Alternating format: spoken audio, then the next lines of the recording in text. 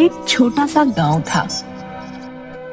इसमें मीरा नाम की एक लड़की रहती थी। मीरा की माँ बचपन में ही मर गई थी। सौतेली माँ उसे बिल्कुल प्यार नहीं करती थी। उसके लिए वह घर में काम करने वाली केवल एक नौकरानी थी। मीरा का सौतेला भाई सोनू भी मीरा को बिल्कुल पसंद नहीं करता था।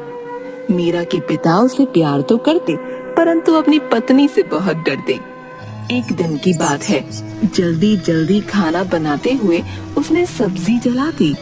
बदबू सूंघकर माँ रसोई में आ गई। अरे ओ, अब क्या किया तूने? माँ, वो थोड़ी सी सब्जी जल गई है। माँ गैस पर रखे बर्तन के अंदर देखकर, हाय ये क्या किया तूने? तेरा बाप कोई टाटा अंबानी थोड़े ही है जो तू रोज रोज नुकसान करती रहती है। माँ माफ कर दो। मेरा लाडला आता ही होगा, अब क्या वो तेरा सिर खाएगा? माँ मैं जल्दी से कुछ बना देती हूँ। तभी मीरा के पिता आ जाते हैं। बता अब इन्हें कैसे जली ये सब्जी? बाबा, कल मेरी परीक्षा है, इसलिए जल्दी जल्दी काम निपटाने के चक्कर में ये सब्जी जल गई।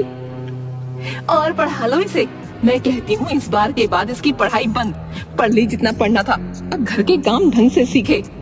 पर मैं आगे पढ़ना चाहती हूँ। हाँ हाँ, तेरी आगे की पढ़ाई का खर्च कौन करेगा?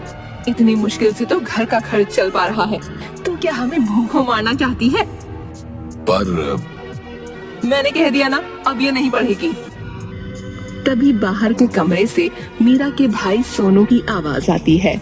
ओ माँ, कहाँ हो? उसकी आवाज सुनकर माँ कमरे में जाती है। सोनू के साथ गांव का बूढ़ा सेठ जमुना लाल भी था। सोनू माँ के कानों में धीरे से कुछ कहता है, जिसे सुनकर लालची माँ की आंखें बड़ी हो जाती हैं। तभी मीरा के पिता भी आ जाते हैं। उन्हें देखकर, और भैरो कैसे हो? सुना है आजकल तुम्हारा काम धंधा मंदा चल रहा है। हाँ बस ऐसे ही है। तभी मीरा की माँ जोर से चिल्लाती है, मीरा, अरे ओ मीरा, देख सेठ जी आए हैं, जल्दी से बढ़िया सी चाय बना कर ला।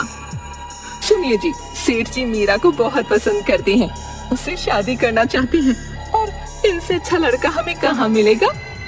क्या कह रही हो? तुम्हें ये बुढ़ा कहाँ से लड़का दिखता है? ये 5 बार शादी कर चुका है। इसके 3 बच्चे तो मीरा से भी बड़े हैं। उम्र में जमुना लाल मुझसे भी बड़ा है। मैं अपनी फूल सी बच्ची इस कपटी को नहीं दूंगा। अबे मुझे बुढ़ा कहता है? तेरी हैसियत क्या है?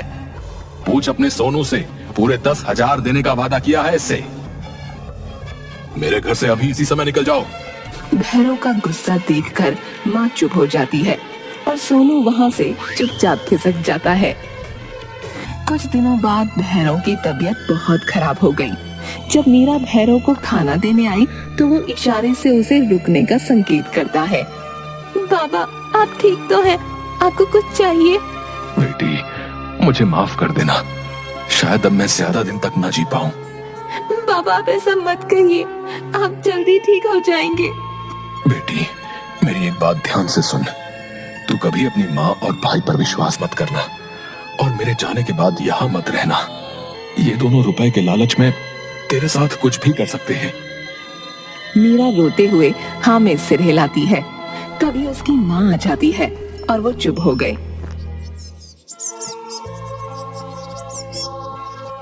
सुबह जब मीरा उठती है तो उसे माँ के रोने की आवाज आती है। उसने भागकर कमरे में जाकर देखा, उसके पिता अब इस दुनिया को छोड़कर चले गए थे। मीरा, माँ और सोनू ने रोते हुए भैरव को अंतिम विदाई दी। भैरव के मरने के कुछ दिन बाद जमुना लाल घर में आता है। मीरा छिप कर देखती है कि वो माँ और सोनू से हंस हंस कर बातें कर रहा था। जमुना लाल ने नोटों की एक गड्डी माँ को दी, जिसे देखकर वो हंसने लगी और सोनू आंखें बड़ी करके देखने लगा। सेठ जी आप फिक्र मत कीजिए, कल सुबह आ जाइए मीरा को लेने। माँ कमरे में आकर मीरा के कपड़े एक पोटली में बांधकर उसे कहती है, अब तेरा सब कुछ वो जमुना लाल है, समझी? माँ, ये आप क्या कह रही हैं? वही जो तूने सुना। अब तो कोई राजकुमारी तो है नहीं जो तेरे लिए कोई राजकुमार आएगा। तू सोच ले, तेरे नसीब में ये बुढ़ा राजकुमार है। और सुन, वहाँ जाकर हर महीने रुपये भेजती रहना। मैंने जमुना लाल से सब बातें कर ली हैं, वो हर महीने हमें खर्चा देगा। माँ वहाँ से चली गई, पर मीरा के पैरों तले जमीन खिसक गई। उसे अपने पिता की कही हुई बात याद आ गई। रात को जब सोनू और माँ खर्राटे भरने लगे, मीरा अपने कपड़ों की पोटली लेकर खिड़की में से भाग गई। सड़क की तरफ उसे एक ट्रक खड़ा दिखाई दिया। वो उसमें पीछे की तरफ चढ़कर छिप कर बैठ गई। थोड़ी देर में ड्राइवर ने गाना गाते हुए ट्रक चलाया। ओ मैं निकला ओ गड्डी लेके ओ सड़क पे ओ एक मोड़ आया, ओथे गड्डी छोड़ आया। ओए वो बहुत तेज गति से ट्रक चला रहा था। मीरा बहुत डर रही थी। कुछ देर बाद ट्रक एक गोदाम में जाकर रुका। मीरा ने छिप कर देखा, वहाँ बहुत से चोर लुटेरों की भीड़ लगी थी। उनके हाथों में चाकू, डंडे तथा शराब की बोतलें थीं। वो बहुत घबरा गई। अल्लाह उस्ताद जी, मैंने अपना काम कर दिया है, अब ये ट्रक तुम्हारा। आदमी चाबी लेकर हंसता है। और ध्यान से भाई, पूरा ट्रक माल से भरा है। इस बार सही माल हाथ लगा है। और मैं निकला हो गड्डी लेके ओ सड़क पे एक मोड़ आया, ओथे गड्डी छोड़ आया। गाता हुआ वहाँ से चला गया। हाँ भाई, आ जाओ सब, ट्रक को अभी खाली करना है। बस उस्ताद जी, थोड़ी चढ़ाकर अभी आते हैं। सुनकर मीरा बहुत डर गई। जब सब शराब पीने लगे, मौका देखकर वो ट्रक से उतरकर छिपते हुए गोदाम से बाहर निकल गई। हाथ में पोटली लिए वो रात के अंधेरे में शहर में भटकने लगी। किसी को सामने से आता देखती तो छिप जाती। वो चलते हुए एक बहुत बड़े होटल के सामने पहुंची। वहाँ बहुत सी गाड़ियाँ खड़ी थीं। तभी चौकीदार डंडों से कुत्तों को भगाते हुए वहाँ आया। उसे देखकर मीरा गाड़ियों के बीच में छिप गई। चौकीदार बार बार आ जा रहा था। उसे कुछ समझ नहीं आया। उसने गाड़ियों के दरवाजे चेक किए तो एक गाड़ी का पिछला दरवाजा खुल गया और वो उसमें घुसकर छिप गई। कुछ देर बाद उस गाड़ी का मालिक आ गया और उसे चलाने लगा। रास्ते में उसे पीछे की सीट पर कुछ गड़बड़ लगी। उसने पीछे मुड़कर देखा तो कोई नहीं था। फिर अचानक छींकने की आवाज आई तो वो चिल्लाया। कौन है? कौन है वहाँ? बाहर निकलो, नहीं तो पुलिस को कॉल करता हूँ।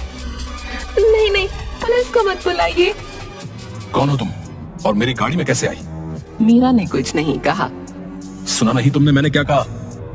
मीरा ने घबराते हुए पूरी बात उसे बता दी।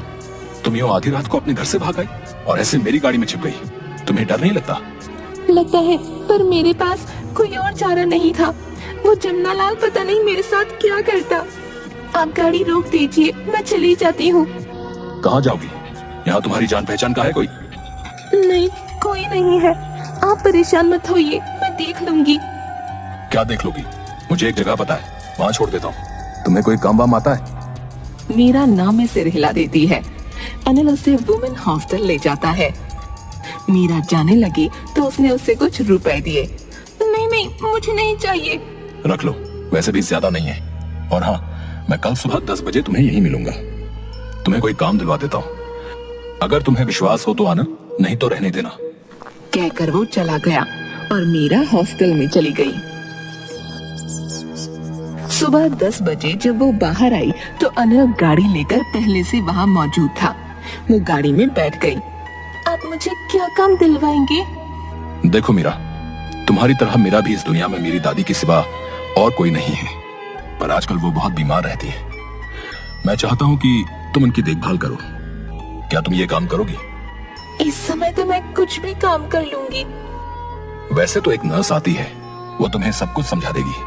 और हाँ, तुम वहाँ रह भी सकती हो। गाड़ी एक आलीशान बंगले के सामने जाकर रुकी। मीरा ने इतना बड़ा घर पहले नहीं देखा था। अनिल अंदर जाकर एक नर्स से मीरा को मिलवाता है। ये मीरा है, आज से दादी के साथ रहेगी। आप इसे सब समझा दीजिए। कहकर वो चला गया। नर्स उसे दादी से मिलवाती है। मीरा दादी की मन से सेवा करती है, उन्हें समय पर दवा देती है, खाना खिलाती है, उनसे बातें करती है। एक दिन, दादी आप कैसी हैं? मैं बिल्कुल ठीक हूँ। ये मीरा है ना, अब मुझे बीमार ही नहीं होने देती। अच्छा दादी, मुझे देर हो रही है, मैं आपसे बाद में मिलता हूँ। उसके जाने के बाद मीरा दादी को बताती है कि उनका पोता अपना बैग वहीं भूल गया है। दादी, ये बैग तो यहीं रह गया। जरा खोल तो इसमें क्या है। बैग नोटों से भरा था। इसमें तो लाखों रुपए लगते हैं। सुन मीरा, इन्हें चुपचाप तू रख ले, तेरा जीवन संवर जाएगा, किसी को कुछ नहीं पता चलेगा। नहीं नहीं दादी, ये आपके पोते अनिल की कमाई है। आप भी ना कैसी बातें करती हो, वो परेशान हो रहे होंगे। कहकर वो अनिल को फोन करके बैग के बारे में बता देती है। शाम को अनिल बैग लेने आता है तो दादी उससे कहती है, बेटा एक बात कहूँ तो बुरा तो नहीं मानेगा। कहिए ना दादी। मैंने तेरे लिए एक लड़की देखी है। मैं कुछ समझा नहीं। तू मीरा से शादी कर ले। इससे अच्छी और प्यारी लड़की न मैं ढूंढ सकती हूँ और न तू। अगर तुझे कोई एतराज न हो तो। दादी, पर मीरा की अपनी पसंद है, वो भला मुझे क्यों? तभी मीरा आ जाती है। इसे मैं पहले से ही अपने मन की बात बता चुकी हूँ। अगर तुम दोनों तैयार हो तो मेरा आशीर्वाद ले लो। दोनों हमें सिर हिलाते हुए दादी के पैर छूते हैं।